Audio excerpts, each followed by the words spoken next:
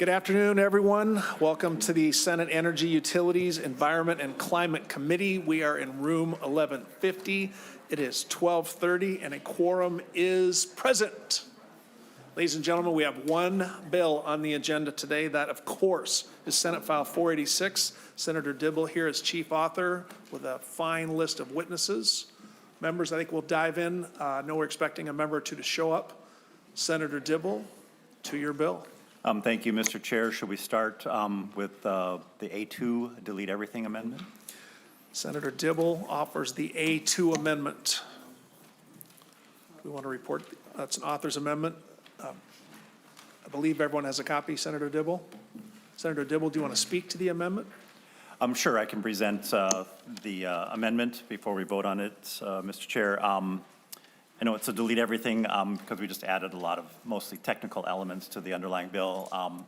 And we decided, but there are just a lot of pieces to it. So it seemed easier to offer it as a delete everything because it was hard to engross with all the moving parts in it. So very quickly, Mr. Chair and members, thank you very much for the opportunity to present Senate File 486, which would create an energy assistance program administered by the Department of Commerce as an adjunct or a complementary energy assistance effort to what we know as LIHEAP, the Low Income Home Energy Assistance Program. A lot of people refer to it as the Heating Assistance Program, but it really is about energy assistance for people's households. And the crux of the idea, Mr. Chair and members, is to provide a supplemental grant program so that households and individuals can receive help to pay their utility bills throughout the year, including in the summertime months. Just by quick background, the LIHEAP program, which we're of course very familiar with every winter. We're waiting with bated breath to see what the LIHEAP award will be from the federal government. We of course add state dollars to help extend the help that LIHEAP offers. We're familiar with it, of course, because our winters are long, cold, and dark, and some people have a hard time paying their bills, and we need to make sure that people can stay warm throughout the wintertime. But with the changing nature of the climate, the volatility of temperatures in the summertime, it turns out that people are actually having a harder time paying their bills throughout the year and in the summertime, particularly, and they cannot be without electrical service or energy service in order to stay cool. The need for energy assistance far exceeds the availability of funds. Only about a quarter of those who are eligible, not that everyone is eligible necessarily needs help, but only about a quarter of those who qualify for low-income energy assistance actually receive energy assistance in Minnesota. As I mentioned before, assistance is not available when the majority of shutoffs occur, and that's in the summertime. And of course, that's when people need cooling, which has very, very serious health consequences and impacts. Most states, as it turns out, provide energy assistance in the summer, including North Dakota. We have worked with a whole array of stakeholders since we first had this conversation last biennium in this committee. To figure out how best to address the need. And of course, it's not to do so by creating a new program. This is adjunct, like I said, to an existing program using the existing infrastructure, the utilities, the CAP agencies, et cetera, with the procedures that are already set up for LIHEAP and the qualifications, et cetera. Our goal, of course, is to prevent utility shutoffs and people running out of delivered fuels by keeping the energy assistance program on throughout the summer, and allow a greater number of individuals who are eligible to receive this assistance. It's as much about energy as it is about housing, health, and family stability. And you look at those who are testifying, we've got a lot of folks gathered around this idea who oftentimes don't agree with one another. Mr. Chair, to the bill itself very quickly,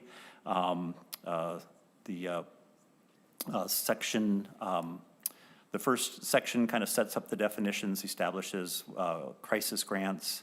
Senator Dibble, I'm sorry to interrupt, but we still have the A2 moved but not adopted. Correct. Do you want it, you're the author, do you want us to adopt the A2? Yes. Or do you want to speak to it? Okay. Yeah. Members typically grant the author, get it in the shape they want. All those in favor of adopting the A2 amendment say aye. Aye. All opposed? The A2 is adopted. Senator Dibble, back to you on the bill as amended. Great, thank you, Mr. Chair. So within the supplementary program, we of course define LIHEAP because that's the associated program. We establish a crisis grant for those who are in imminent danger of a shut-off, as well as an ongoing energy grant for those who need kind of ongoing assistance on a month-to-month basis with paying their bill. We establish the Supplemental Energy Assistance Grant Program, that's Subdivision 2, and describe what it is for. And then just direct the agency to develop the policies and procedures to govern the grant application and the awarding process, basically to mirror the existing LIHEAP program that we have.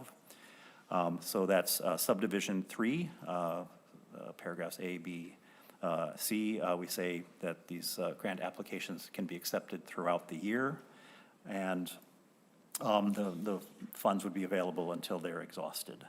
The eligibility would be those who are of fairly low income, less than, I think, well, most folks who are in the program as an individual are making $20,000 or less. Those of families of 4 making less than about $68,000. So the eligibility in terms of income thresholds is described.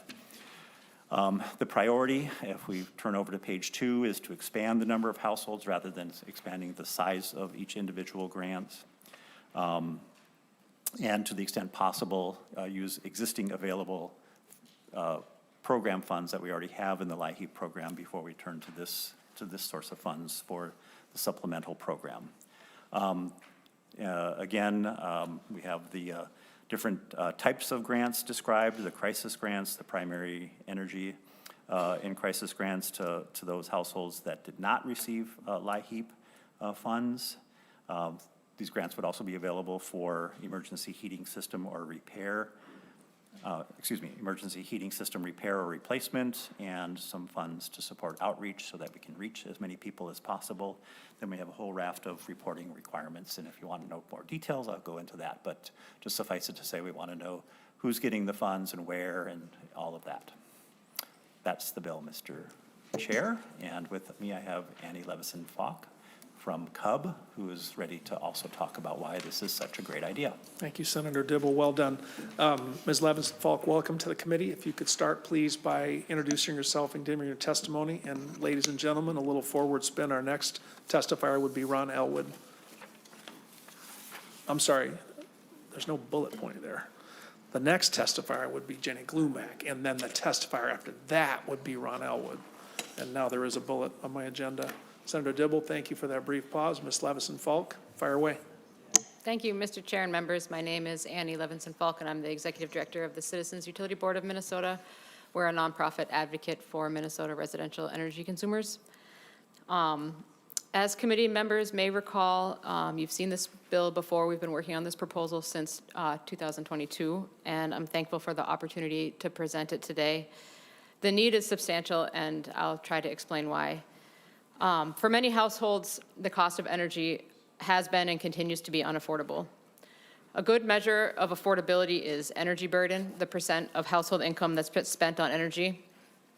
This figure is very high for many Minnesotans, particularly in rural areas where incomes tend to be lower and where energy costs tend to be higher with lower population densities and the need to purchase delivered fuels. A rough rule of thumb is that an energy burden between about 4 to 6% is considered about the max that a household can bear. And there are large portions of greater Minnesota where the average household spends more than that. The affordability problems were exacerbated in the years following the pandemic when many Minnesotans faced financial strains. We saw utility arrears go way up. And those figures have come down somewhat since their peak, helped by the cost of natural gas coming back down. But arrears are still far above the norm. Customers of regulated utilities in Minnesota still owe about $100 million in past due bills. And that doesn't include the effects that we know are being felt by households that are served by cooperative or municipal utilities, or people who struggle with the $800 or $900 that you have to pay to get your propane tank refilled. With the compounding pressures of inflation going up, housing costs going up, households that were having trouble before are falling farther behind on utility bills. And utility shutoffs are also way up In 2024, more than 91,000 Minnesota households were disconnected for non-payment. The Citizens Utility Board has tracked this data going back for a decade, and that far exceeds any year for which we have data in the past. As Senator Dibble said, most of these shutoffs occur between June and September, after the cold weather rule protections expire and when there's no energy assistance available. Facing a utility shutoff can have really severe effects on a household. Research shows that about a third of Americans have gone without necessities like food or medicine in order to pay utility bills.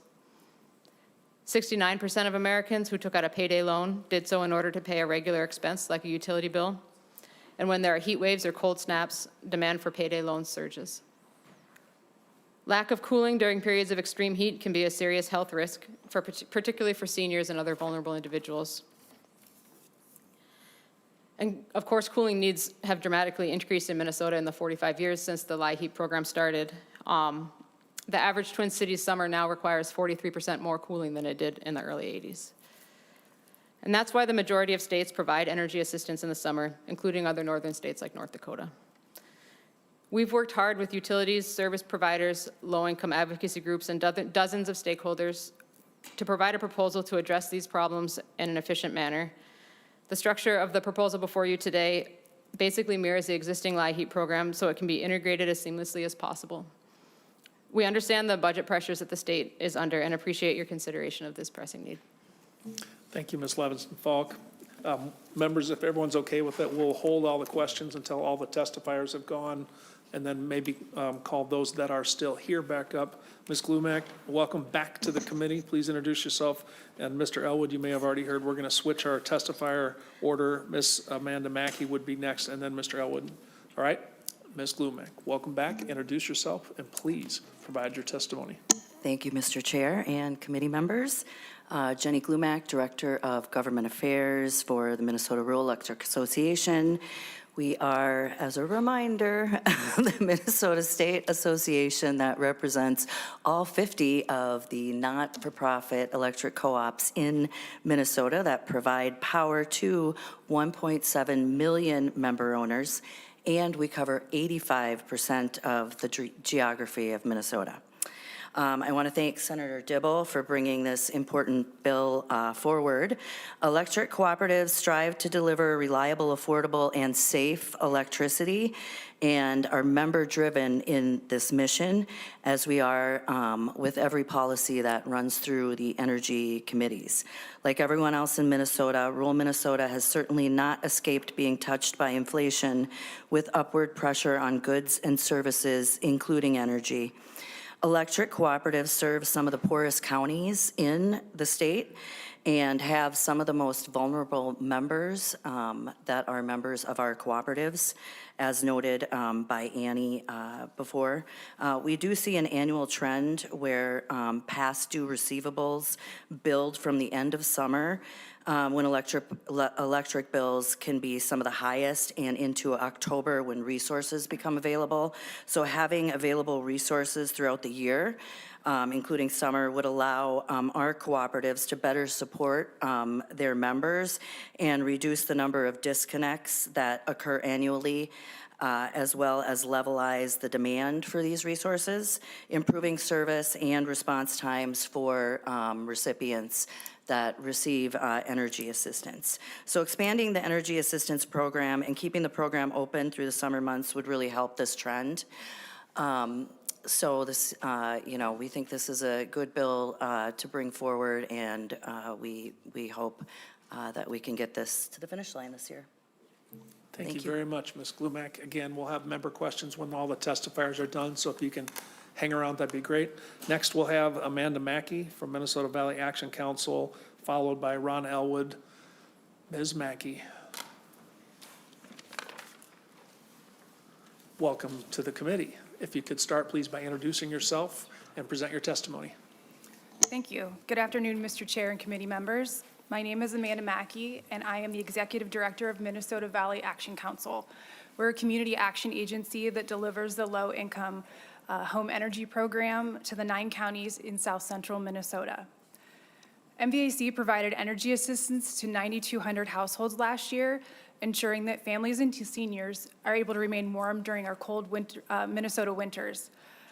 I am here to support Senate File 486 to expand the federal low-income home energy assistance program to include benefits for those summer months. As you know, we're blessed to experience both the extremes of summer heat and winter cold in Minnesota, and it places a significant burden on our low-income households that we serve. At this time, we're only able to relieve a small portion of this burden during the winter months due to lack of adequate funding. Federal funding levels have dropped below what they were 15 years ago, which means smaller grants for households while energy costs continue to rise. In January, Excel proposed a nearly 10% increase in their rates for 2025, which are going to hit our low-income consumers the hardest. Meanwhile, our customers are not experiencing corresponding increases in wages, especially our seniors that rely on their fixed incomes. Some report having to choose between paying for their medicine or their heat, a choice no one's grandparent should have to make in the cold Minnesota months. It's also critical to recognize that these lower funding levels reduces the resources that our agencies have and use to deliver these services. As we work with 2010 level funding, we're attempting to pay 2025 to process the same number of applications. The reduced staffing also results in a delay in the release of grant funds to the energy providers. We, like many energy assistance service providers, have had to lay off staff in the summer once the LIHEAP program season has ended, which means hiring temporary staff to deliver the program, and that requires a significant training ramp-up time in the fall. This bill helps address some of these barriers by expanding assistance to cover that cooling season and allowing us to keep consistent staff running the program all year, which is a formula for a more efficient program. At the end of the normal energy assistance season and when the cold weather rule expires, we always see a significant increase in shutoffs and big utility bills in June when the cooling season begins, because households can't afford these increases in electric costs. The majority of MVAC's service area is rural, with aging housing stock averaging well over 40 years old, meaning less energy efficient homes that create an overburdening of costs for our consumers. A quick story about how energy assistance has helped someone. Jean came to MVAC with a shutoff notice last February from her heat vendor after her partner Jim had passed away. She found herself unable to keep up with bills. She'd been his longtime caregiver and had not worked outside of the home in many years, so she was relying on her small Social Security check. Because they had not married, she could not receive his partner benefits. She was embarrassed to ask us for help. She'd never been to MVAC before. She came in covering her mouth, speaking to our staff because she had several broken and missing teeth. So our staff helped her get her heat turned back on and then referred her that day using our crisis funds. Because we're community action, we run a lot of different programs, and we contacted our senior employment program, and she began working at our thrift store as part of subsidized employment. But she was such a great worker that we soon hired her as a regular employee with full benefits. In December, she came into my office to show me her new dentures that she was now able to afford with her dental insurance. And she just couldn't stop smiling and talking about how much just coming in for energy assistance turned her life around. And she cried through happy tears telling us this. So she really credits LIHEAP on getting her life turned around and back on her feet. Thank you for this opportunity to share my testimony about this important bill, and I urge you to advance this bill to ensure that Minnesota is able to provide a year-round, robust energy program to support some of our most vulnerable households. Thank you, Ms. Mackey. If I'm not mistaken, you do have to leave? Oh, okay. Well then, if you could hang out, maybe there'll be member questions at the end. You're welcome to stay. It's open committee. Thank you for the testimony. Mr. Elwood, introduce yourself and present your testimony, please. Thank you, Mr. Chair and members. Ron Elwood with Legal Aid. Really thank you for the opportunity to testify today in support of Senate File 486. A couple of facts for your consideration. In Minnesota, these are Minnesota stats, 1 out of every 2 recipient households of LIHEAP is a person with a disability or has a person with a disability in their home. 1 out of every 2, 50%. 4 in 10 are senior citizens or have a senior citizen in the household. 16% of recipients have a child under 6. And this is a national, the next stat is national. We don't have Minnesota data, I couldn't find it. 20% of LIHEAP recipients are veterans. So to elaborate a little bit on Ms. Levinson's Falk's point about the need in rural Minnesota, the energy burden for folks in rural Minnesota, again, energy burden is the percentage of income paid towards energy, is 42% higher than it is in urban areas. So Senate File 486 would significantly help our vulnerable neighbors in Minnesota. One more statistic. According to the Greater Twin Cities United Way, 36% of Minnesotans struggle to meet basic needs, which of course includes energy. And it's been unquestionably documented that people in this predicament face energy insecurity, which in turn can lead to dire consequences, including, as Ms. Mackey pointed out, the impossible dilemma of heat or eat. Do I pay for food? Do I pay for utilities? The health consequences of going without food are especially hard on children and seniors and can lead to serious health issues, which is not good for them, not good for their families, nor is it good for our state. Financially struggling Minnesotans may have to decide whether to pay rent or pay utilities. The choice for utilities, if they, in the depth of the cold winter or the height of the blistering summer, if you choose to pay for utilities, you can wind up homeless or evicted, another terrible outcome for all concerned. One particularly strong benefit of Senate File 486 is that it would enable energy assistance to be available year-round, which means help with cooling in the summer. There's debate among experts about whether more people die from the heat or from the cold, but whatever the answer to that is, people die from both. And energy assistance saves lives. And finally, energy assistance helps prevent utility shutoffs and reduces uncollectibles, which improves the financial health of utilities and reduces the impact on ratepayers. So for all these reasons, I would urge your support for this bill, and I thank you for the opportunity to share some information with you today. Thank you, Mr. Elwood. Well done. Next, we have Jamie Fitzke from Centerpoint and Mr. Shardlow on deck. Ms. Fitzke, welcome back to the committee. Please introduce yourself and present your testimony. Good afternoon, everyone. Jamie Fitzke with Centerpoint Energy. Would like to thank Senator Dibble, co-authors, and those involved with this bill, especially the CAP agencies who are often key in the community connections. Centerpoint Energy is Minnesota's largest heating utility, and we support this bill. What this bill would do, it is complement federal LIHEAP efforts, as there's always more need than the available funds.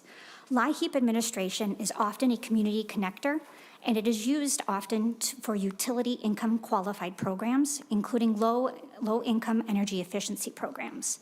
With having this additional funding, we would have an opportunity to create potential program efficiencies by allowing year-round access.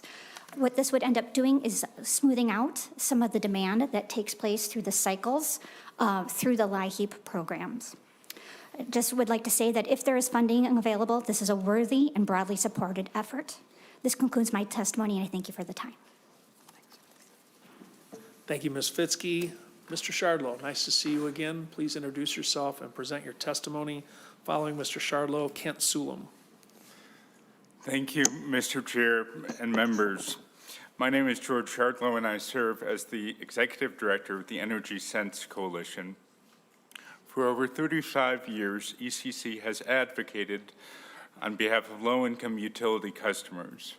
We are also a third-party administrator for Greater Minnesota Gas's affordability program, as well as both Excel Energy's affordability and low-income home weatherization program. All of these programs target LIHEAP recipients, and they all enjoy administrative efficiencies from using receipt of LIHEAP as proof of income.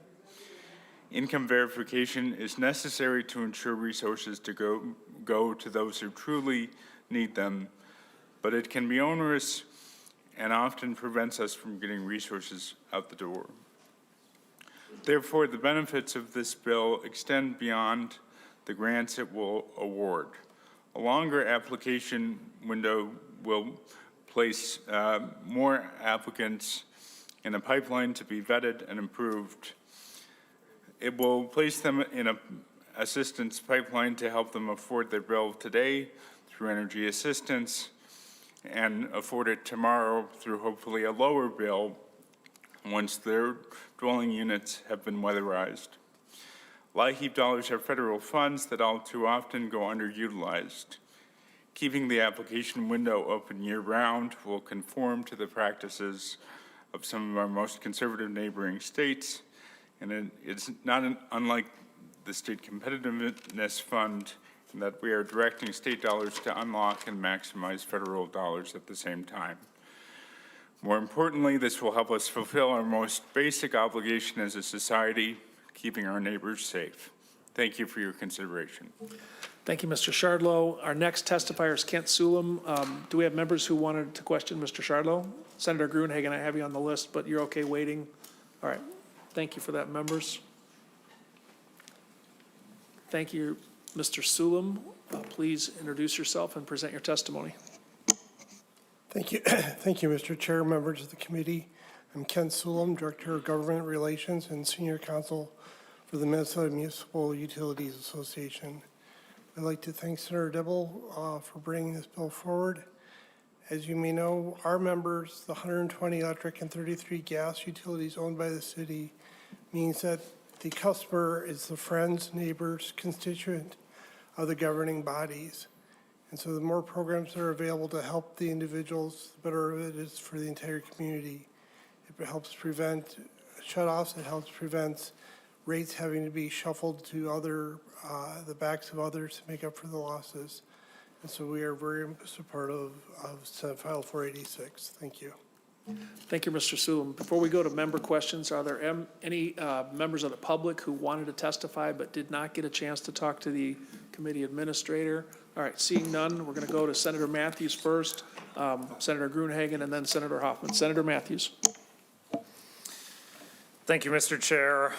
Thank you, Senator Dibble, for bringing this bill forward. I have a couple of comments that I want to make, first in general and then some specific ones about the bill.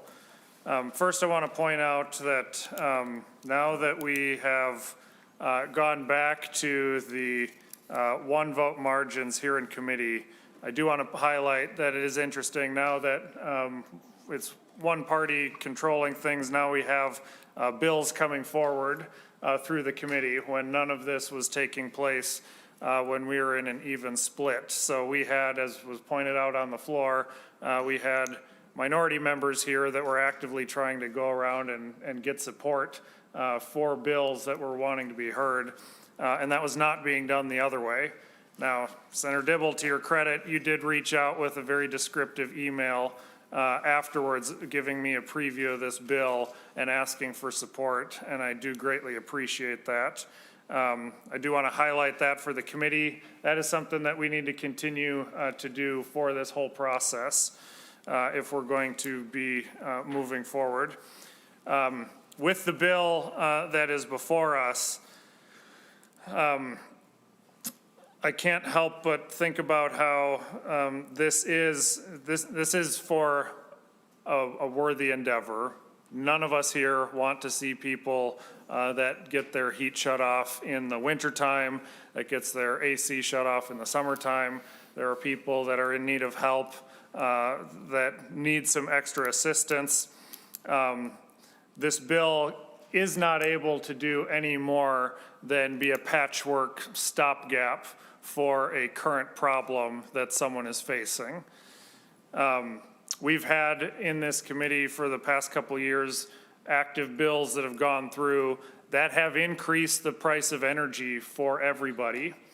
And now we're here a couple years later, we need to expand our assistance programs to be able to come and help a greater number of people that now are going to struggle with their utility costs because their utility and their energy prices are higher for everybody.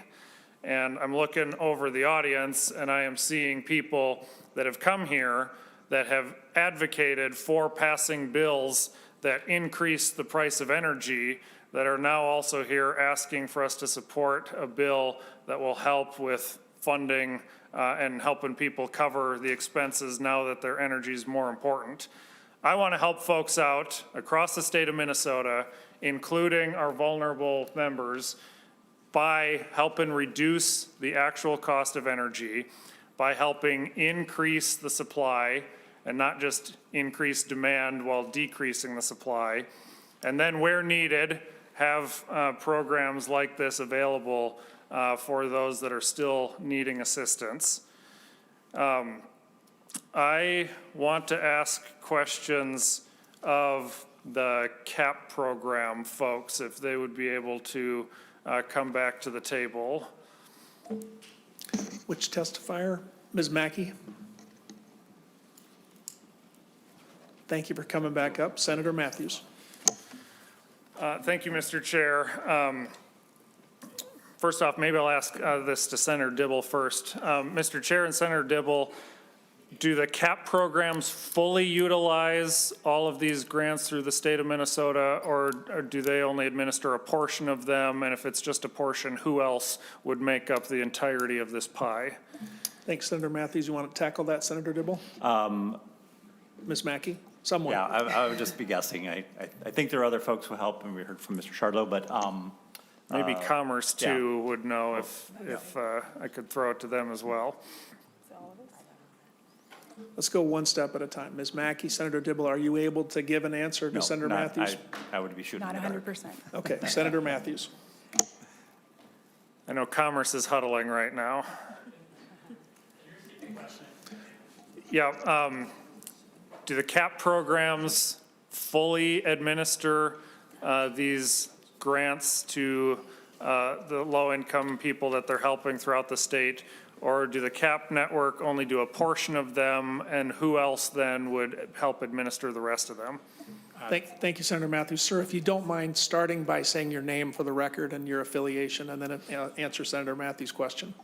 Okay, yes, my name is Michael Schmitz, and I'm the Director of the Energy Assistance Program for the Minnesota Department of Commerce. So that's a great question. We have 28 local service providers. The majority of those are community action agencies, but we also administer the program through 5 tribal governments, 1 county government, and then 1 non-community action nonprofit. So Lutheran Social Services of Minnesota serves 1 county. Thank you, Mr. Schmidt. Senator Matthews. Thank you, I appreciate that. So I'll ask Ms. Mackey first, and then I'll probably ask Commerce to answer the same question for the other entities. What's your process for dealing with eligibility, verification, and then any follow-up auditing to make sure that people that are actually needing the help are the ones that are getting helped? Ms. Mackey. Thank you for that question.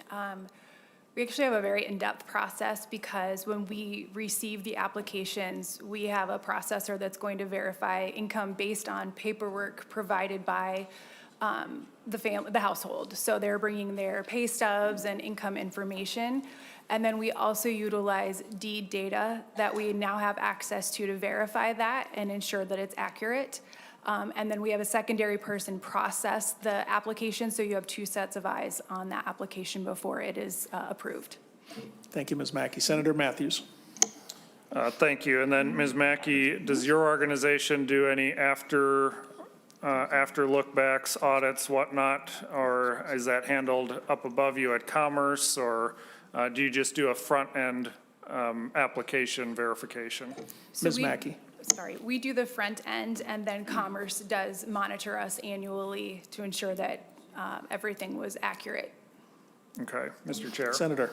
Thank you. Then to Commerce, similar question to your other non-cap entities, if they follow that process, and then if you would speak to what you do on the back end as far as auditing and post-verification. Mr. Schmitz. So we have one system that works for basically all of the service providers across the state. We have a centralized database that we call eHeat. That's where basically all of the application information is entered. There are actually hard controls that are kind of baked into that system to ensure that all of the service providers are determining eligibility using the same criteria. So we have some consistency across income eligibility, verification, and determination, and then also all payments are managed through that. And then payments are made directly to utilities on behalf of the approved applicant. So That being said, we also audit all of our service providers annually. And then on top of that, we are audited regularly by the state auditor. Currently, it used to be the Office of Legislative Auditor. And then the feds will also do compliance reviews regularly to ensure that our internal control system is robust. Senator Matthews. Thank you, Mr. Chair. Then my second question is on numbers that are reflected in the A2 amendment. In the appropriation part at the bottom, I'll ask our CAP folks first. If I'm reading the bill correctly, it's going to allow 10% of what the funding is going to be to basically be kept in-house. And that seems like a very high number to me. What's the reason, am I correct in interpreting that 10% number going to the program partners that are administering this?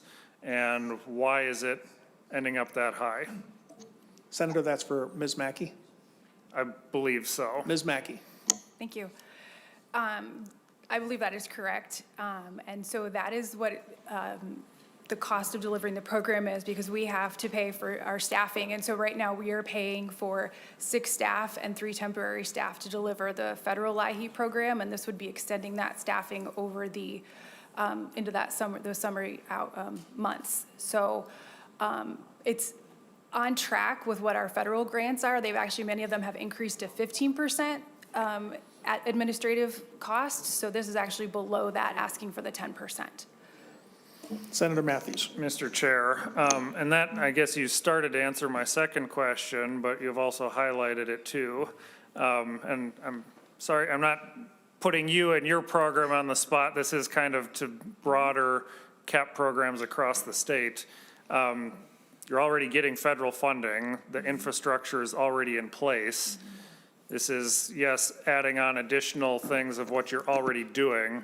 It just, this seems like a very high number to me as far as what could be even more money that is going out.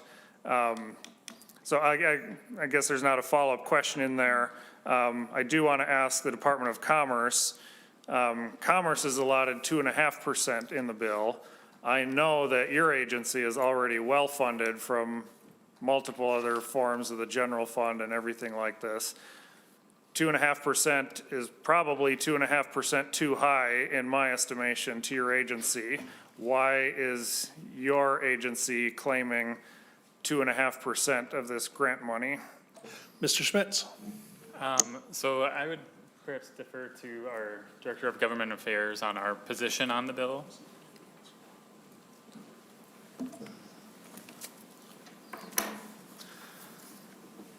Sir, welcome to the committee. If you could start, please, by giving your name and affiliation, and then if you're able to respond to Senator Matthews' question, fire away. Greetings, members of the committee. My name is Sam Smith. I'm the Government Affairs Director for the Department of Commerce. Senator Frantz, Senator Matthews, thank you for the question. Again, this is a bill we're neutral on. We provided some technical assistance, but the 2.5% management fee is in alignment with our fee to manage this program at the federal level. Senator Matthews. Thank you, Mr. Chair. Don't know that I have that doesn't know that answers the question any more than before. I guess I'll follow up, Mr. Chair, and I appreciate your indulgence with this. In a larger sense, beyond this specific grant program, Minnesota has a very significant fraud problem. It's well documented, it's coming up in the news routinely, and it's probably sweeping in good, well-meaning organizations like our CAP partners here that are actually doing good work, because there's now legislators like me that are sitting here going, it's time to turn the spigot off until we figure out what is so broken that is losing so much of our tax dollars to waste and to fraud. So I look at numbers that are on here, and first I'm gonna basically be struggling with and questioning everybody that's getting any type of grant program anywhere, because Minnesota has such a significant fraud problem. My trust in the administration to operate this right now is zero. So I'm looking at these numbers that seem really high to me. And again, I'm going to be asking questions of all of this. To Commerce's credit, I don't believe that there's been anything that's been getting news attention of significant waste or fraud in grants that, in programs that Commerce is administering. And if that's true, that's a good thing, and that needs to continue with very good vigilance and oversight, and I hope that would continue. But we definitely need to be looking at every grant dollar with a microscope that is going out, including the amount that's being kept for interagency dealings. That's going to be getting questions from me. And then I guess, let me ask my final question, Mr. Chair. The very last appropriation in there is 5% to reimburse organizations the department has contracted with to provide outreach and assistance. I guess this is probably best situated for Commerce. Why do we have an additional 5%? I'm adding all of this up. We're taking almost a 20% bite out of this hamburger before the money is getting to people that need it. Why are we having this extra 5% in here to Commerce? Are these organizations the current administrators, the CAPS and other entities that are administering this? Or are these new nonprofits that are going to be created and look to take advantage of an opportunity to get some grant funding? If Commerce or someone has an answer to that, I'd appreciate it. Thank you, Senator. Mr. Smith, I think that starts with you. Chair Friend, Senator Matthews, thank you for the question. Again, this is not a Department of Commerce bill, but we're happy to provide some comments on it. We know that many people under the LIHEAP program or other energy assistance programs are not always easy to reach and not always aware of their eligibility for these services. And so investments in outreach can be a productive way to make sure people are getting the benefits they're eligible for. But happy to defer to other folks interested in the bill. Thanks, Mr. Senator Matthews. You want to ask that of anyone else? Yes, but Mr. Chair and Mr. Smith, this is tied to your agency because this language is saying these are organizations that your department's going to have contracts with. So question's going to be, who's the other people that are going to get this part of the contract? Ms. Mackey, is your group going to look to fill this role? Is it going to be other entities that's going to fill that role? That's the information I'm trying to get at. Thank you, Senator. So I think what you're saying, Mr. Smith, is this is not an agency bill, but I think what Senator Matthews is saying is if you're able to provide testimony to the extent that particular item of reimbursement, or Senator Dibble or Ms. Mackey, I think you're asking for a little more information about that part of it. So Senator Dibble, who do you think is best suited to answer this question? Thank you, Mr. Chair. Well, I think Ms. Mackey, Ms. Levinson-Falk, the idea here, of course, is that we're only reaching a small number of those who are eligible, and that's been a big problem and a big barrier in getting these funds out to those who need it for quite a while. But, Ms. Mackey, do you want to provide any further testimony on Senator Matthews' last question? Thank you, Mr. Chair. Thank you. Absolutely. We use the outreach funds to, as it says, to outreach families who and households that haven't used the program, but also we use that to provide educations on things like budgeting and energy efficiency so that we can reduce the need for the program moving forward. Otherwise, I believe you called it a Band-Aid on an existing problem. And so what we're trying to do is prevent that problem from happening in the future with those outreach dollars so that we can have folks have a better control over their household budget. All right, thanks, Ms. Mackey. Senator Matthews? I'll defer to now and let you do some of the other members on your list, Senator. Thank you, Senator. Ms. Mackey, just on that last question, maybe an email to the chair and the ranking member about the number of outreach that your organization does. Maybe we can extrapolate a little bit. I think you're asking about the expense, the 2.5%. So just throwing that out there, that the committee benefits when we get information. I don't think there's anything suggested that's inappropriate or the wrong expense. I think it's more of an oversight kind of question. Is that fair, Senator Matthews? All right. Members, we have a list starting here. I have Senator Gruenhagen, then Senator Hoffman, and then Senator Zhang. Senator Gruenhagen. Well, thank you, Mr. Chair. Yeah, thanks for your testimony. And Senator Dibble, I know all of us on this committee, including yourself, and I know that's why you brought the bill forward, want to help people struggling with energy costs. And I think we had testimony about people not paying their rent or even getting health care in order to pay their energy costs. And energy costs are rising exponentially, and that is a concern. I do have a question out of this. I'll try not to duplicate anything Senator Matthews mentioned, although I have very similar concerns. The other thing to understand about the energy is that a lot of the costs are being driven by government taxes, government mandates, and government regulations that are artificially inflating the cost of energy. You know, we passed the 2040 bill out of here last year. I called that bill the Obamacare of electricity. If you like your health insurance premiums, you're going to love your electricity rates. And I just got a notice from my rural co-op that my electricity rates are going up again, okay? So between the 2040 bill, which is based on the Green New Deal, which I consider to be a scam, and a lot of other people do in government now, and scientists do, and the Inflation Reduction Act, which really should have been called the Inflation Promotion Act, we're driving up the cost of non-base load energy. And we're putting some of our most vulnerable at danger. So, you know, one other analogy with Obamacare. Here we drove up the premiums exponentially, just like we're doing electricity. And so we come along with MNsure to give people who can't afford their health insurance subsidies. Here with electricity, we're driving up the cost of electricity with the Green New scam. And then we come along and say, well, we want to give subsidies to help the people pay their energy costs. Only government can come up with something like that. So, members, we need to repeal and make some exceptions to this 2040 bill, and to the degree of the Inflation Reduction Act, send the money back to the federal government to apply it to the deficit. One other thing is it's going to be an environmental disaster to clean up these windmills and these solar gardens.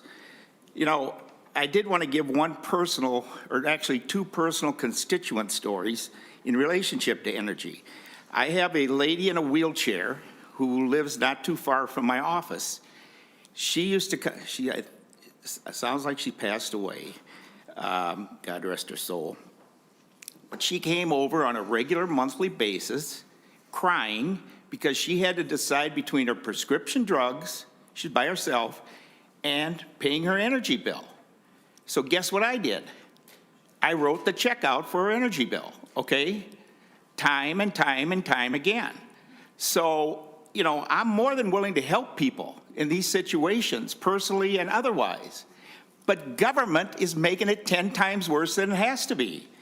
We now have 36, according to testimony, we now have 36% of the people in the state of Minnesota struggling to pay their energy bill on a Green New scam that's ruining our electric grid.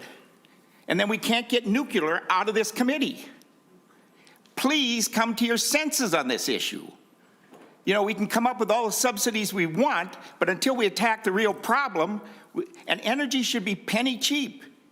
It could be, just like when I grew up, the little NSP guy. Energy penny cheap from NSP to you. We have the technology to provide clean baseload electricity. And we're thumbing our nose at it and going down a Green New Deal scam instead. The other personal constituent that I want to share, this summer he called me up. He's a retired executive in my district. He said, Glenn, I want to meet with you. I said, that's fine. And by the way, then I'll get to my question. I said, that's fine. Where do you want to meet? We happened to meet at McDonald's in Norwood, Minnesota. So he's a retired executive. He brought me a proposal. He owns a small acreage out in the country. He was approached for a solar garden, and he showed me the proposal. He said, I want to show you this, Glenn. He said, I could get a $15,000 signing bonus and $3,000 a month for my acre to put a solar garden on for over 20 years. And we can't lower the cost of electricity for those who are hurting, but we could do that. He said, you know what his opinion was? He said, Glenn, this is the biggest scam I've ever seen in my whole life. And I said, yeah, I oppose this nonsense. And that's what we're doing. So the Green New Deal is actually killing people. We heard the testimony, freezing or too hot in summer, and now we're going to say, oh, just more tax dollars. This is economic insanity, in my opinion. Now to the question. How many nonprofits does the department work with currently to administer this program? And are we contracting with a lot more nonprofits? And the NGOs, which I define these as, have had a lot of fraud problems, both federally and state. So are we using existing ones? And do we have controls? Or are we adding some new ones? That's the question. Thank you, Senator Gruenhagen. Maybe that question starts with Mr. Schmitz. Mr. Schmitz, why don't you come back to the testifier table, take a shot at it, and we'll see if that's enough for Senator Gruenhagen or if you want more. Mr. Schmitz. Thank you, Chair Friends. Senator Gruenhagen. To your question, we work through 28 different local service providers.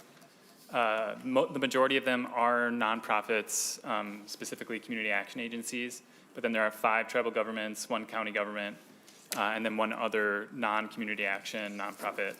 And so my thinking is that if this bill were to pass, that we would continue to administer through that same service provider network. And all of those service providers have been providing energy assistance for decades.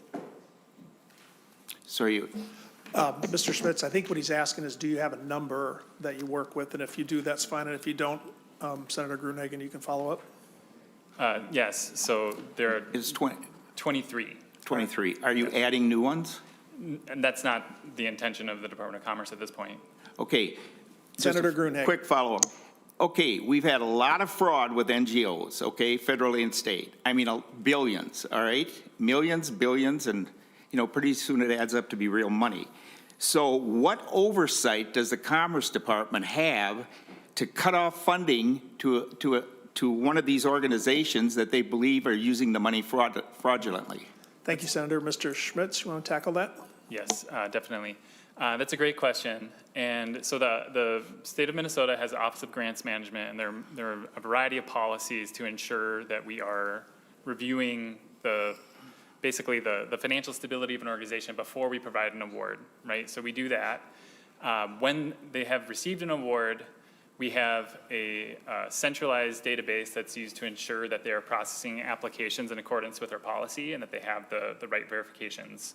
We audit those applications annually, so they get that.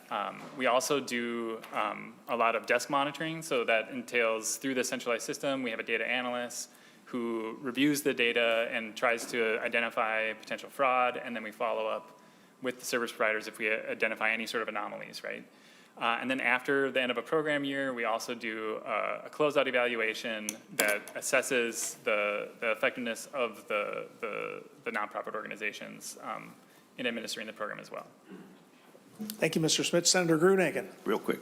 Oh, thank you for that response. And Mr. Just one follow-up comment, no more questions.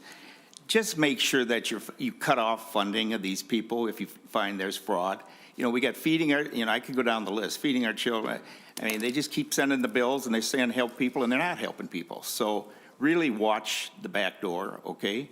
And then the other thing to the public that's watching, members, I mean, citizens, please be involved. They are ruining our grid, which should be hardened, and they're driving up the cost of electricity and energy artificially, and it doesn't need to be done. We have the technology to provide you penny-cheap electricity on a base load basis. Please participate.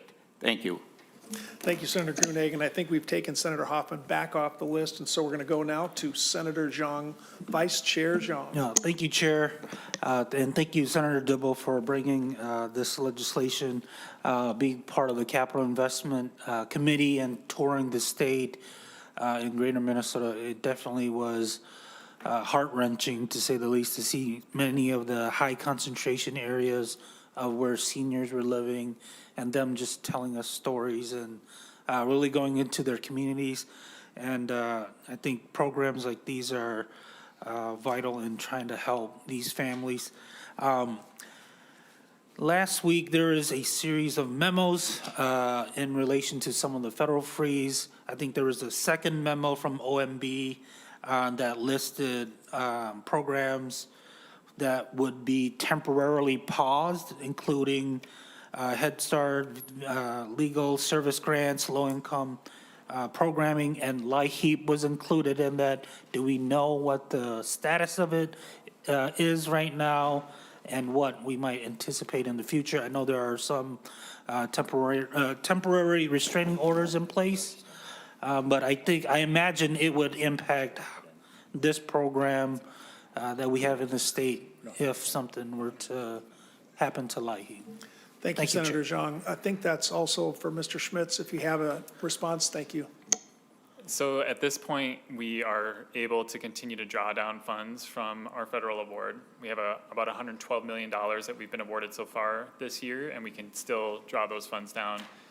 In terms of the status of those memos, I think one of the memos was rescinded by the White House. There's also a temporary restraining order, is my understanding, around that. So we have not received any guidance from the U.S. Department of Health and Human Services that provides the funding to us about making any changes to how we implement the program at this point.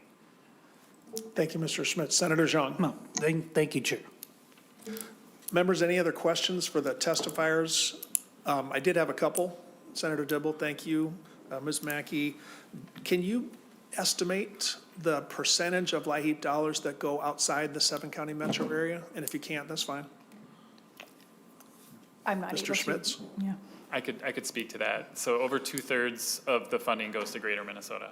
All right. And my next question would be, I guess, Mr. Schmitz. We've run a successful LIHEAP program, I think, so far. Have we had reports of fraud or waste in the LIHEAP program that the department's aware of?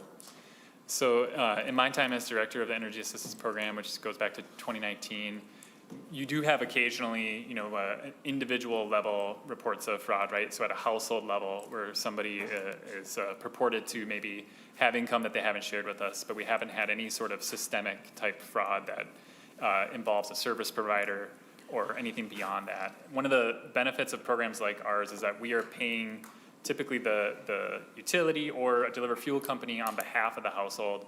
And so we also have limits on how much an individual household could get. So the potential for, these $1 million frauds that are perpetrated by organizations are just fundamentally different for programs like ours compared to some of these other examples. Okay. Thank you, Mr. Schmitz. Senator Matthews. Mr. Chair, I have a little information on that question because someone just this morning sent me a news article that back in 2014, this was a controversial situation going on. NPR had a report that despite warnings, state kept cash flowing to controversial nonprofit, where the Commerce Department was struggling how to figure out, I believe this was one of the CAP programs, was misspending more than $1 million in energy funds. I'm happy to send the link to you because I think it's a warning of something that absolutely should not be repeated. That's why I've been doing some checking to see how much of the news that's been going on in this administration is attributable to commerce, and the answer to our knowledge is pretty much nothing, and it needs to stay that way. There is some history in on it from much longer before Mr. Schmitz's time frame, but something that we definitely can't have repeating. Thank you, Senator Matthews. And Senator Gruenhagen, you as well. Any involvement in fraud prevention or oversight? I think legislators are allowed to talk to the Department of Commerce and talk about the systems in place, including suggestions for improvement. I don't know if that $1 million in 2014 could have been prevented, but there's nothing wrong with any legislator from either party talking to Commerce and say, if you would have done this, maybe we wouldn't have lost $1 million in 2014. And now Senator Green is on my list, and so we're going to go to Senator Green. You're done, Senator Matthews. After Senator Green, we'll go to Senator McEwen. Senator Green. Thank you, Mr. Chair. And thank you to Senator Matthews and Gruenhagen because they asked most of my questions, so you only get one or two. I too got the notice from my local electric provider that their provider has already given notice that our electric rates are going up 8.3% just in April. And so the local utility now is trying to figure out what that means for our ratepayers. And, you know, I live in some of the poorest counties. We're going to have a real problem with that.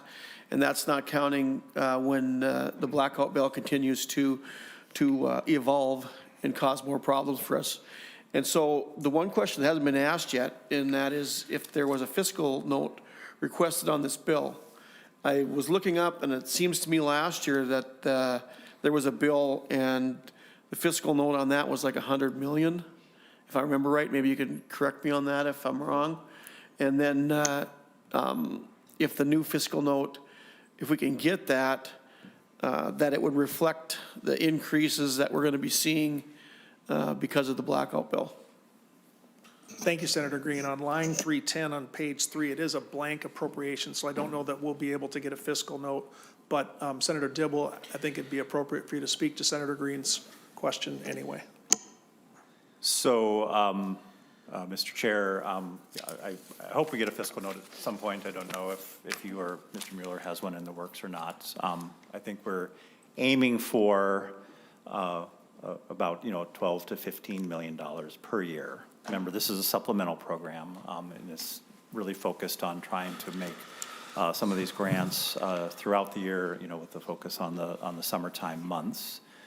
It's not to come in and replace the LIHEAP program itself. It would be time limited. You know, we could do a pilot for 2 to 3 years to see how well it's working and whether or not it's having the intended outcome and effect that we're looking for. But I think we're going to lay this bill over and figure some of that out. And that, of course, that number is scalable. Can be anything we want it to be. Thank you, Senator Dibble. Senator Green. Okay. I also have Senator McEwen as our last listed speaker, unless you want to ask Senator Rarick. Let's go Senator McEwen, then Senator Rarick. Senator McEwen. Thank you very much, Mr. Chair, and I want to thank you very much, Senator Dibble, for bringing this bill forward and all of the advocates in this tremendous coalition that have come together to recognize the need. I'll just note briefly that a study just in the last week or so came out that was highlighted both in the Minnesota Reformer and in the Duluth News Tribune, and it noted that at this point now, the top 1% earners in Minnesota earn about 50% of the wealth in Minnesota.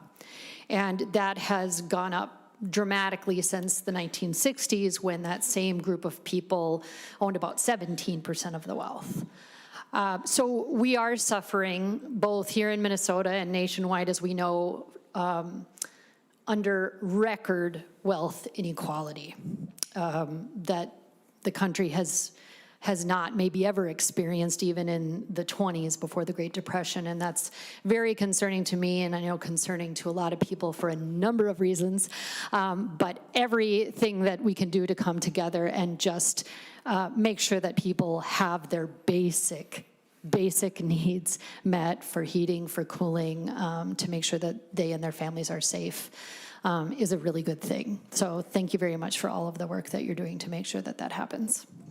Thank you, Senator McEwen. Senator Rarick. Thank you, Mr. Chair. I was feeling a little left out if I didn't speak. I'm the last one. So, you alluded to a little bit of what my question is when you said it's scalable. But do you envision that there's a minimum number that we would have to put into this in order to move forward with it? I mean, you know, like if we have $1 million, is that just not enough to even make it worth instituting this? Do you envision that there is some type of minimum we would have to get to? Thank you, Senator Rarick. I believe that's for you, Senator Dibble. I'm sure there is. I don't know what that number is. Don't want to risk negotiating against myself from the table here. I want to empower Senator Friends to go and fight for the biggest target he possibly can. But we will be grateful for anything we get. Senator Rarick. Thank you, Mr. Chair. And that also leads to a point, you know, we put in here percentages that are allowable for administration, and I think that's something we should be looking at, again, by scale. if we are able to put more in, I think the number should be lower that can go towards administration. I think it's something that I have been watching repeatedly, and I think sadly, we have watched a number of local groups within communities that volunteered to do things like this be replaced by nonprofits that pay salaries many times when we see their 990s, people making more than the governor. And I think that's something we need to really seriously be questioning here every time we look at giving money out to nonprofits to administer programs. Could we be doing it better through local volunteer committees within our communities that know the folks who are receiving this money, who know where the need is, and have a much better grasp on finding that waste and fraud than having it be through a state agency or through a nonprofit that is not right there in that community. So I hope those are things we also consider as we move forward every time we keep talking about giving money out to some nonprofit rather than letting local community groups take care of things. Thank you, Senator Rarick. And we're going to go to Senator Matthews, but just so you know, I made several calls to the Department of Commerce over the interim concerned about the holdback to some of our grantees. And for one-time appropriations, I felt it was too high. So count on me to continue that conversation. I love the idea of volunteers, although the stability of some of the organizations makes sure we don't have gaps and we don't have all the volunteers. But amen on the question of how much the administrative cost is. I think that should be a bipartisan issue. I'll speak to bipartisanship after we go to Ranking Minority Member, Senator Andrew Matthews. Senator Matthews. Thank you, Mr. Chair. I'm going to ask council to read a proposed oral amendment in a moment that I'm not going to have, and I'm not going to force a vote on here today or anything. I'm trying to throw out an idea of what we're trying to get at. Just with these numbers that we're mentioning and the percentages and all of that. So I'm taking Senator Dibble's number. He said he would ideally like something in the 12.5 to 15 million. So if you take all the percentages that's in this bill, and I'm going to take 15 million as the threshold here, 17.5% of that is $2.62 million. And so if my math's correct with all of this, and if all of these percentages are correct, you're trying to tell me that you have to pay me $2.62 million for the ability to distribute the remaining $12.38 million. And I find a hard time buying that. I feel like I could come in and do it for half that price myself and do just fine. That feels like a really high number that is difficult for me to swallow. With that in mind, I've been talking here with Senate Counsel next to me of one amendment idea of trying to merge some of these things in together to have some protections around some of these organizing entities and maybe trying to merge these costs into one bucket rather than multiples. If we could recognize Ms. Severson. Thank you, Senator Matthews. Ms. Severson, do you want to just read the oral amendment? All right, Ms. Severson. Thank you, Mr. Chair, members. Senator Matthews moves to amend Senate File 486 as amended as follows. Page 3, line 16, after including, insert providing outreach and assistance to households to complete grant applications. Page 3, line 22, delete semicolon and insert period. Page 3, delete lines 23 to 28. Senator Matthews, does that sound like the oral amendment you want to add? It does, Mr. Chair. The intent of it is I'm looking at this like, why couldn't these things being listed out be merged together? I think it would be wise for us to ensure that if we're going to be doing any outreach, it probably should be these established partners that we already know and we already have a level of trust with, and not leave the door open for a new pop-up nonprofit that, hey, I'll do outreach, wink, wink, and Department of Commerce gets added to a list they don't want to get added to. And plus, I think these percentages as a whole should be looked at getting reduced way down. So that's an idea I've thrown out there of trying to maybe merge these things together, reduce and make these percentages as small as we can, and would appreciate, as Senator Dibble and the others are working on this, to maybe think through if there are ways that we can streamline this and at the very end have as much of this money as possible actually going to people that need help paying their bills.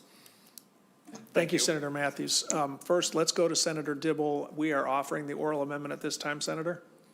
I'm not going to Okay. do any more than a discussion. All right, so Senator Matthews withdraws the oral amendment, but I still think it would be good to hear from Senator Dibble. Senator Dibble, any thoughts on the oral amendment now withdrawn? A couple of thoughts. Thank you, Senator Matthews. One is that I think it's a perfectly fair conversation to ask specifically what is going to be done with all of this money that's described in this, this administrative part.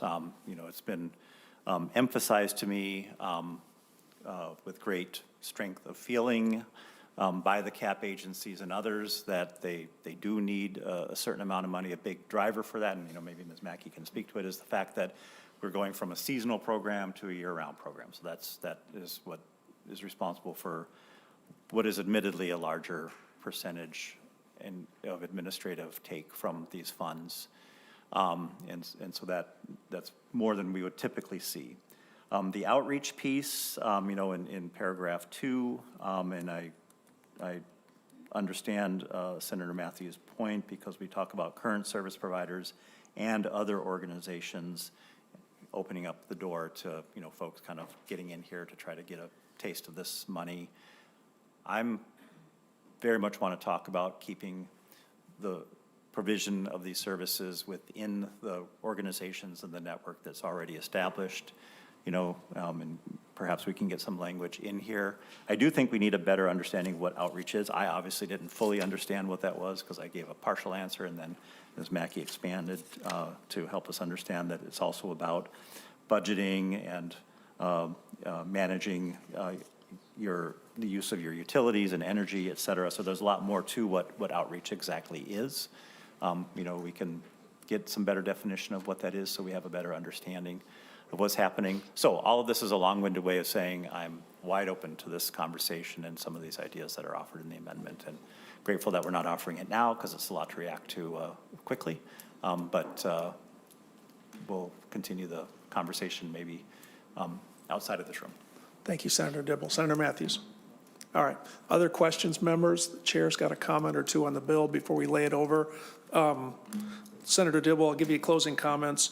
First of all, Mr. Mueller pointed out, if you're following this, that the federal appropriation for this program for fiscal year 2026 is $150,400,000, and then for fiscal year 2027, $150 million. So for context, that's what the current plan is at the federal government to come in and help Minnesotans with their energy costs. That's kind of where we are. Mr. Schmitz, I see you raise an eyebrow. Mr. Mueller's never wrong.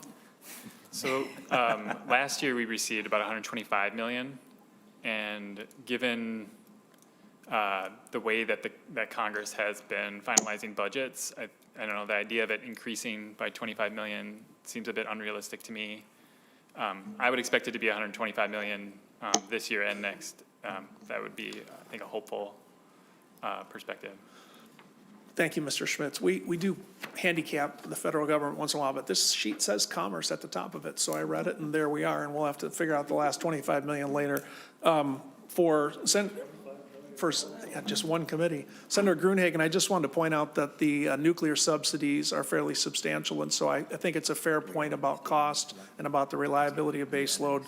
I wanted to acknowledge MREA and MMUA, Senator Dibble, testifiers, members. These are our rural co-ops and our municipals, and we depend on them, Senator Gruenhagen, to come before this committee and tell us where they're concerned and where they're supportive. And I'm struck by their supportive testimony. Not quite finished yet, Senator Gruenhagen. I'll let you speak. As we talk about the rates too, I tried to do a little math, and I think my take is that the energy costs for Minnesotans over the last 10 years have risen roughly in line with the national average on inflation. So we do want to have low cost. We can build more energy of whatever type we want, the lower the cost. So count on me, Senator Matthews, to partner up where we think it's good. We have to factor in, is there a cost to climate change and those changes? And we don't have to agree on that today, Senator Gruenhagen, but we do want to consider all costs when we value renewable against the other sources. And I was going to adjourn the hearing, Senator Gruenhagen, but perhaps you just want a little more comment. Senator Gruenhagen. Thank you, Mr. Chair. Yeah, just one comment on nuclear. The reason we got to help subsidize nuclear is because of government taxes, regulations, and mandates, and all the lawsuits by environmentalist group. I have an insurance client who does testing technology on nuclear facilities all around the country. I've had him for about 20 years. And he said the amount of government red tape on these things artificially inflates the cost. So what happens? Then government comes along and gives them subsidies. I mean, we're doing the same thing here. First, government causes the problem, then they come up with we'll give you more of our money from somebody over here. Thanks, Senator Gruenhagen. I'll tell you what I'll do for you, because I like you. You and I and our friends at Xcel Energy can meet offline to talk about the subsidies available for nuclear, how they factor in, and of course on costs. We want to know if the cost overruns in the Georgia nuclear project are something that are unusual or usual, and how do we factor that in? Finally, Senator Matthews, to the question of bipartisanship. I want you to know, I had a member of this committee say to me today before the hearing, finally, you're going to hear a Democrat bill. We'll total up at the end of the session the number of bills from each party and what bills are included in the Senate omnibus. And you have my pledge that it'll represent both parties well on the things that are important to them. We'll run them through the committee, we'll see where the votes are, and we'll go from there. And with that, I'm going to give Senator Dibble the last word before we lay this bill over. Fair enough? All right, Senator Dibble, to your bill before the committee lays it over. Thank you, Mr. Chair. I think you made some of the points I was going to make in conclusion. You know, a lot of focus and discussion about the price of energy, but really the focus of this bill, as I said before, is extending LIHEAP to the summer months. 2024 was the hottest year on record in Minnesota, following several years prior, on and off, hottest years on record.